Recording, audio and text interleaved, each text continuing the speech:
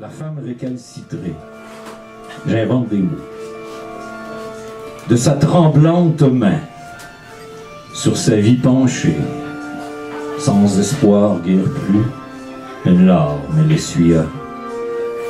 De sa troublante voix, sur ses souvenirs fixés, sans se savoir sûr, un immense cri chuchota.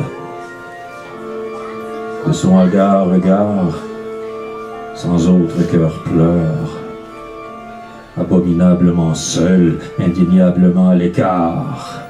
Au-delà de ces insurmontables de l'amour-peur, elle reste plantée là. Sa vie se fait tard. Plus qu'un seul but. Obsessionnelle envie. Elle alors se relève, lenteur subite, désespérée.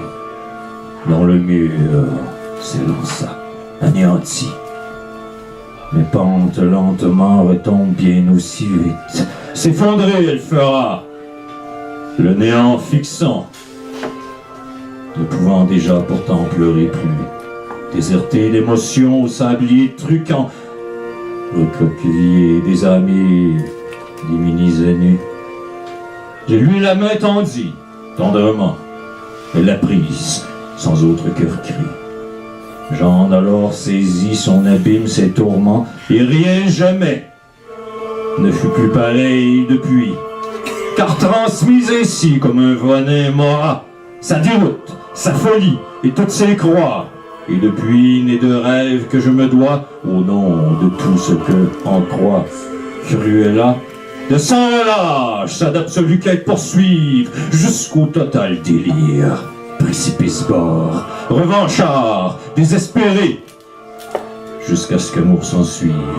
Au nom de toutes celles qu'on vite juge très à tort, prisonnières de leur éveillé rêve, inassouvies en vie.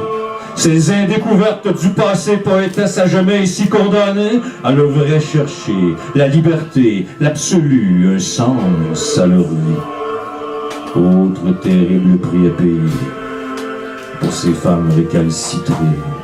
C'est pourquoi, en leur nom est brisée elle, fort et haut je vous clame et proclame que leurs pleurs, leurs d'amour cris, leurs blessures et autres au cœur écorchures ne resteront plus jamais perdus dans l'oubli.